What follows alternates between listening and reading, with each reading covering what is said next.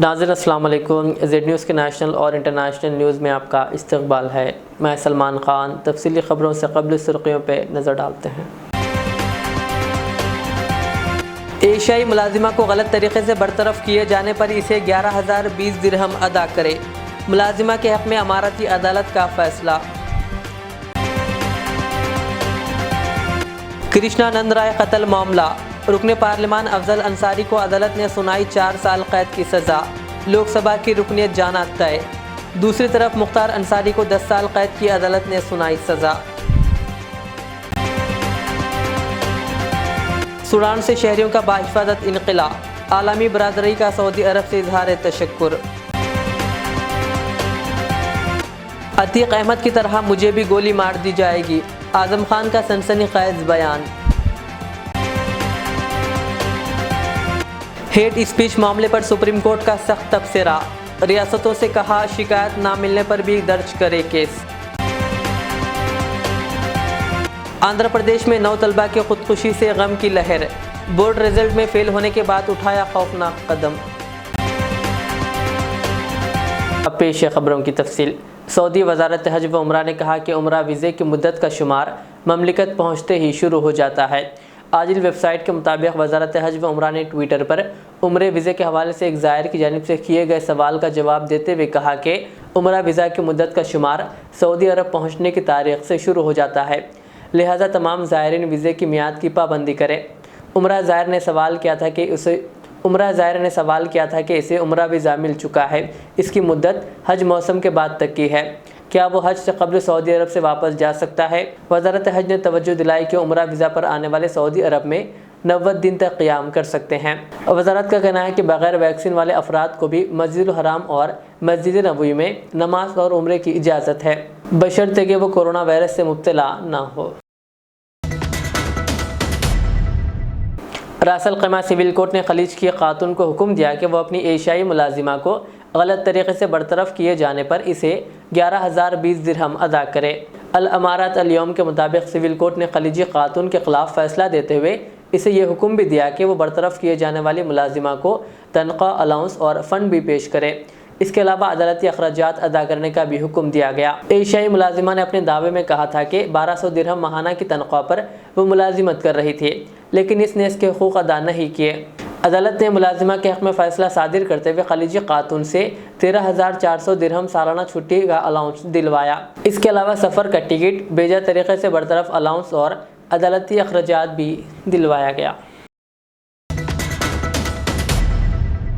मुत्तहदा अरब अमारात असम्बली के रुकन हमीद अल शामी ने लावारिस मुतवफ़ी गैर मुल्कियों का तुर्की वक्फ़ कायम करने की तजवीज़ पेश की है। अल अमारात अल यौम के मुताबिक अल शामी ने वज़ारत इंसाफ को तजवीज़ दी है कि 1985 के वफाकी क़ानून नंबर 5 बराए सिविल अफेयर्स में तरमीम करके मुतल्लिक़ा सरकारी इदारों को इस बात की इजाज़त दे के मुत्तहदा अरब अमारात में वफ़ात पाने वाले लावारिस गैर मुल्कियों के असासे कारोबारी प्रोग्राम में लगाएँ और इनसे होने वाली आमदनी तलबा और गरीबों पर ख़र्च की जाए। अल शामसी ने तवज्जो दिलाई कि मुत्तहदा अरब अमारात में मुक़ीम कई गैर मुल्कियों की मौत वाक़ई हो जाती है और इनका कोई वारिस नहीं होता, लिहाजा लावारिस मुतवफ़ी तारिकीन की जानिब से फ़लाही वक्फ़ इदारा क़ायम किया जाए। ये इदारा मुतवफ़ी तारिकीन की छोड़ी हुई रकम और असासों से कारोबार करके इसकी आमदनी ज़रूरतमंदों पर ख़र्च करेगा।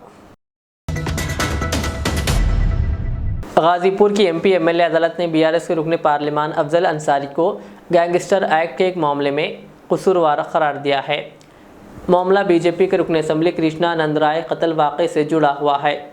इस ताल्लुक़ से अफजल अंसारी को 4 साल कैद की सज़ा सुनाई गई और इसके साथ ही 1 लाख रुपये का जुर्माना भी आयद किया गया। फ़ैसला सुनाए जाने के बाद अफजल अंसारी को हिरासत में ले लिया गया है। काबिल ज़िक्र बात यह है कि अब रुकन पार्लिमान अफजल अंसारी की लोकसभा रुकनीत ख़तरे में है।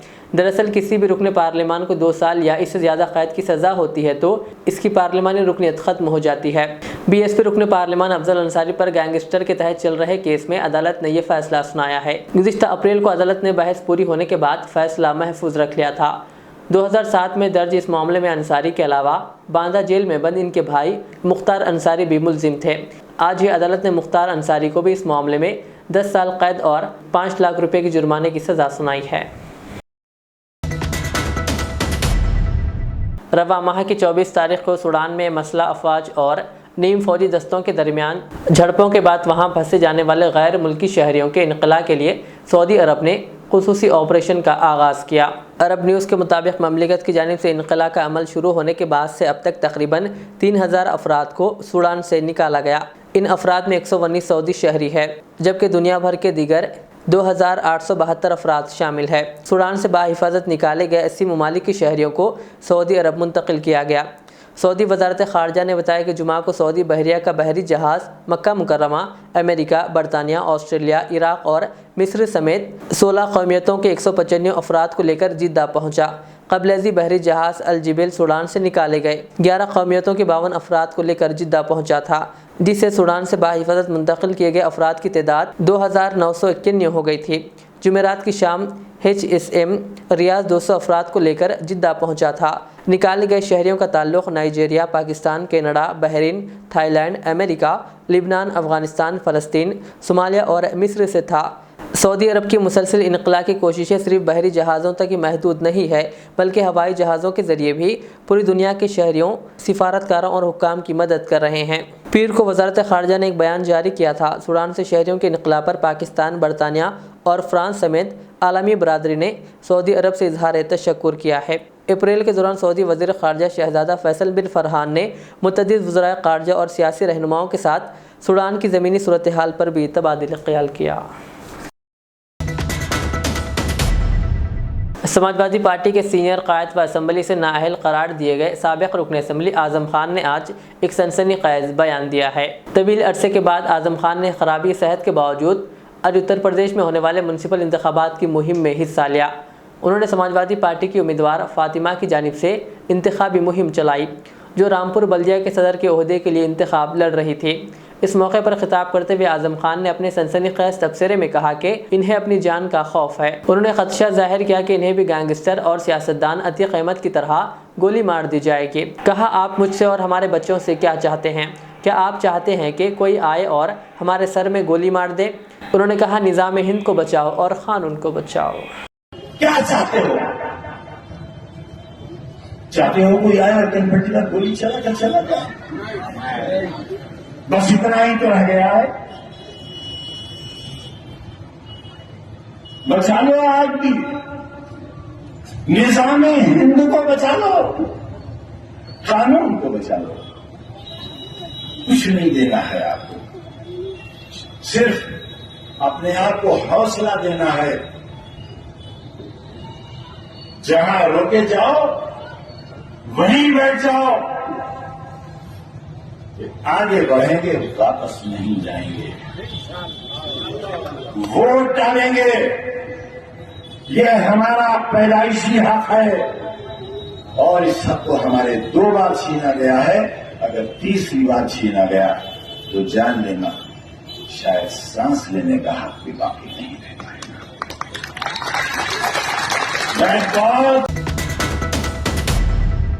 इश्तियाल अंगेज़ बयान मामले पर सुप्रीम कोर्ट ने रियासतों और मरकज़ के ज़ेरे इंतज़ाम इलाक़ों को सख्ती से हिदायत दी है कि नफ़रत फैलाने वाली तकरीर करने वालों के ख़िलाफ़ शिकायत ना भी की गई हो तो मामला दर्ज करें। इस तरह सुप्रीम कोर्ट ने अपने 2022 के हुक्म का दायर 3 रियासतों से आगे बढ़ा दिया है। जस्टिस KM जोसेफ और जस्टिस BV नागरत्ना की बेंच ने नफरत फैलाने वाली तकरीरों को संगीन जुर्म बताया और कहा कि मुल्क के मजहबी ताने बाने को नुकसान पहुंचा सकते हैं। वाज़ेह है कि अदालत उज़्मा ने पहले उत्तर प्रदेश, दिल्ली और उत्तराखंड को हिदायत दी थी कि नफरत फैलाने वाली तकरीर देने वालों पर सख्त कार्रवाई की जाए। 21 अक्टूबर 2022 को अपने बयान में अदालत ने अफसोस का इजहार किया था कि मजहब के नाम पर हम कहां पहुंच गए हैं। बहरहाल नफरत अंगेज तकरीर मामले में 28 अप्रैल को सुप्रीम कोर्ट की बेंच ने वाज़ेह लफ्ज़ों में कहा कि जज गैर सियासी होते हैं। अदालत का यह हुक्म सहाफ़ी शाहीन अब्दुल्ला की अर्जी पर सामने आया है, जिन्होंने पहले दिल्ली, उत्तर प्रदेश और उत्तराखंड को नफरत फैलाने वाली तकरीर देने वालों के खिलाफ मामला दर्ज करने की हिदायत देने की गुजारिश की थी। बाज़ाज़ा अब्दुल्ला ने अदालत उज़्मा को 21 अक्टूबर 2022 के हुक्म को सभी रियासतों और मरकज़ के ज़रिए इंतज़ाम ख़ित्तों में नाफिज करने की गुजारिश करते हुए असर-ए-नौ अर्ज़ी दाखिल की। BRS पार्टी एक अवामी पार्टी है जिसमें तमाम मज़ाहिब के लोगों की फलाह बहबूद और तरक्की के लिए काम किया जाता है। 8.5 सालों में रियासत तेलंगाना ने जो तरक्की हासिल की है, इसकी मिसाल मुल्क भर में कहीं नहीं मिलती। इन ख्यालात का इजहार रियासती वज़ीर दाखिला मोहम्मद महमूद अली ने हफ्ते को उत्तराखंड के समाजी कारकुन जावेद अहमद, मोहम्मद फ़ारूक, परवेज़ अहमद की BRS पार्टी में शमूलियत के बाद किया। BRS कायद व उपल इंचार्ज बदरुद्दीन की क़यादत में उत्तराखंड के मुतवत्तिन और समाजी कारकुनान ने तेलंगाना रियासती वज़ीर दाखिला मोहम्मद महमूद अली से इनकी सरकारी रिहाइशगाह पर मुलाकात करते हुए BRS पार्टी में शमूलियत इख्तियार की, जिन्हें वज़ीर दाखिला ने खंडवा पहनाकर पार्टी में शामिल किया। इस मौके पर वज़ीर दाखिला ने कहा कि मुल्क भर की तमाम रियासतों में पाई जाने वाली सभी स्कीमात तेलंगाना हुकूमत में पाई जाती है और इन तमाम पर अमल भी किया जा रहा है। कहा यह कारनामा सिर्फ़ और सिर्फ हुकूमत तेलंगाना का है। उन्होंने कहा कि वज़ीर आला के चंद्रशेखर राव मुतअद्दिद खूबियों के मालिक है, वो अपनी सेकुलरिज्म के लिए मुल्क भर में मारूफ है। उन्होंने कहा कि तश्कील तेलंगाना से रियासत हर रोज़ तरक्की की तरफ गामजन है। कहा पिछले 8.5 सालों में रियासत तेलंगाना ने गैर मामूली तरक्की हासिल की है, जिसकी मिसाल मुल्क भर में कहीं नहीं मिलती। आज उत्तराखंड रियासत से हमारे जावेद साहब, जो पहले कांग्रेस पार्टी में काम करते थे, हमारे ऑनरेबल CM साहब की कारकर्दगी देखकर आज हैदराबाद आकर TRS पार्टी में शामिल हुए, और जिसमें हमारे जो बदर भाई है वो हमेशा पार्टी के लिए रात दिन कोशिश करते रहते हैं और कई स्टेटों के लोगों को बार बार लाकर ज्वाइन करवाते हैं, और उनका भी मैं शुक्रिया अदा करता हूं। और हमारे उत्तराखंड से आए हुए जावेद भाई का भी शुक्रिया अदा करता हूं। मैं दो ही बात बताना चाहता हूं, सारे हिंदुस्तान में अगर कहीं अमन है वो तेलंगाना स्टेट है, कहीं तरक्की है तो तेलंगाना स्टेट है। आज हमारी स्टेट ऐसा तरक्की कर रही है, उसकी मिसाल हिंदुस्तान में नहीं मिल सकती। आज लोग दूर दूर से हमारी स्टेट को जब देखने के बाद खुद ब खुद BRS पार्टी में शामिल हुए। KCR साहब ने 2001 में TRS पार्टी का क्या अमल में लाया था, 14 साल जद्दोजहद करते हुए तेलंगाना हासिल किए। उनका जो सपना था गोल्डन तेलंगाना बनाना, उन्होंने गोल्डन तेलंगाना बनाया। अब उनकी फिक्र क्या है, हिंदुस्तान की आवाम की है, क्योंकि जिस तरह उन्होंने यहाँ गोदावरी के जरिए सारे तेलंगाना को पानी दिया, वो यही चाहते हैं कि सारे हिंदुस्तान के नदियों को मिलाया जाए, सारे हिंदुस्तान में सब इनकलाब लाया जाए। इसलिए अब की बार किसान सरकार का जो नारा है वो देखकर लोग खुद ब खुद अपने अपने तरफ से आते जा रहे हैं। मैं सभी भाइयों का शुक्रिया अदा करता हूँ और इस बात का यकीन दिलाता हूँ कि जो KCR साहब का विजन है, KCR साहब की जो सोच है, एक तो एकजुटता की सोच है, दूसरा हिंदुस्तान की आवाम को तरक्की दिलाना चाहते हैं, वो हिंदुस्तान को बैकवर्ड नहीं देखना चाहते।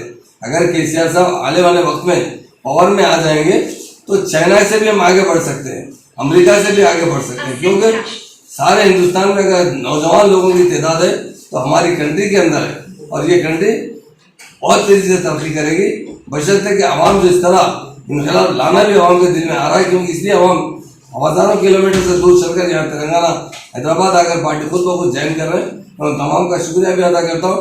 यही चाहता हूँ कि अल्लाह ताला KCR साहब को बहुत हिंदुस्तान में ताकतवर लीडर बनाए, और आने वाले टाइम पर वो आज हमारे चीफ मिनिस्टर है, कल जरूर हमारे प्राइम मिनिस्टर बने, यही अल्लाह ताला से दुआ करता हूँ। और जब PM बन जाएंगे सारे हिंदुस्तान में अमन आ जाएगा। लोग जो सरहदों की झगड़े आपसों के जो झगड़े सरहदों पे वो भी खत्म हो जाएंगे, क्योंकि लोग वहां से भी आकर, यहाँ नहीं कश्मीर से भी लोग आकर जब मुझसे मिले तो कहे अगर एक बार आपके चीफ मिनिस्टर प्राइम मिनिस्टर बन जाएंगे वो मसला भी सुलझाएगा और वहाँ के लोग भी अमन की जिंदगी बसर कर सके। ऐसा लोगों का सोचना है, और हकीकत है हमारे लीडर के ताल्लुक से लोगों के दिल में जो सोच है वो हकीकत है। क्योंकि आज हमारी स्टेट में जिस तरह हिंदू, मुस्लिम, सिख, ईसाई मिलजुल के प्यार और मोहब्बत से रहते हैं, उसकी मिसाल हिंदुस्तान में कहीं पर भी जो सोच है वो हकीकत है। क्योंकि आज हमारी स्टेट में जिस तरह हिंदू, मुस्लिम, सिख, ईसाई मिलजुल के प्यार और मोहब्बत से रहते हैं, उसकी मिसाल हिंदुस्तान में कहीं पर भी नहीं है। वो मिसाल कायम करना चाहते हैं KCR साहब, और हिंदुस्तान को एक सुनहरा हिंदुस्तान बनाना चाहते हैं, एक हरा हिंदुस्तान बनाना चाहते हैं, ताकि यहाँ के किसान खुशहाल जिंदगी गुजारे, नौजवान को रोजगार फराहम करे और मुल्क की तरक्की करे। इसलिए मैं तमाम आने वाले भाइयों का शुक्रिया अदा करता हूँ। अल्लाह ताला से दुआ भी करता हूँ, खुदा से दुआ करता हूँ, भगवान से दुआ करता हूँ कि अल्लाह ताला और KCR साहब को इस बहुत तेजी से तरक्की दे। उनकी वजह से लीडर हिंदुस्तान में कहीं पर भी नहीं है। अब मैं समझता हूँ 75वें साल में कोई अगर लीडर है तो KCR साहब है, जो हिंदुस्तान को तरक्की याफ्ता हिंदुस्तान देखना चाहते हैं। और उन्होंने जिस तरह हैदराबाद और तेलंगाना स्टेट को तरक्की दिलाई वो बहुत बड़ी मिसाल है, इसमें हमेशा हम कामयाब रहे। अल्लाह ताला आगे भी हमें कामयाबी अता फरमाए।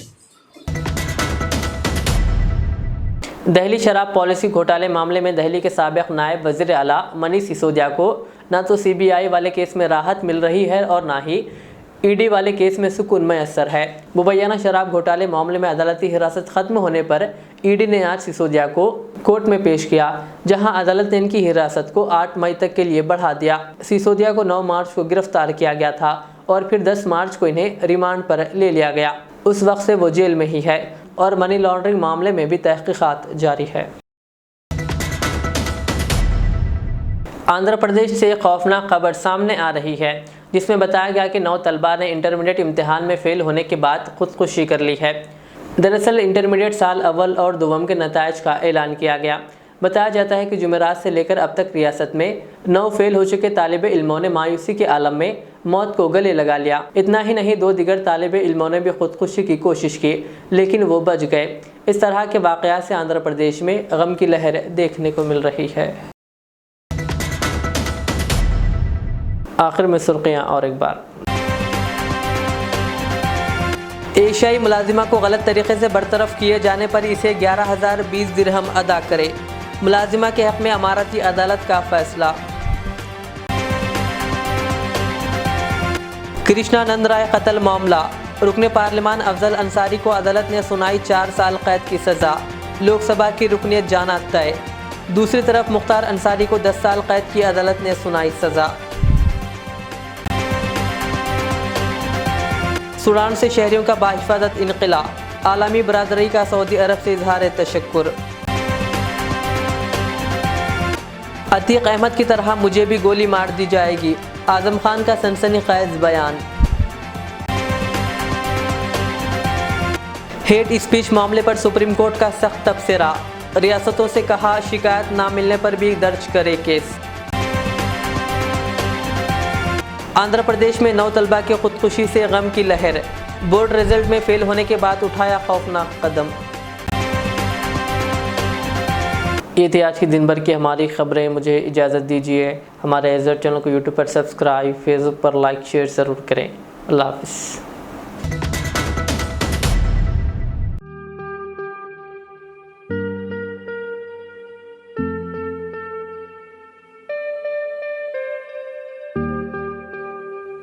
Siddique traders import and export,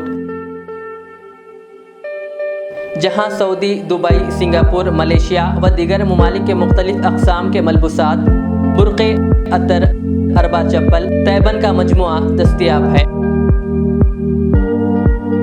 मियारी और आला अक़साम की अशियाए ज़रूरिया, जैतून का तेल, ड्राई फ्रूट्स व दीगर इम्पोर्टेड सामान के लिए अभी चले आएँ। सिद्दीक ट्रेडर्स, मुस्तफ़ा नगर, फलकनुमा, हैदराबाद। हमसे रब्ता करें 9951385112।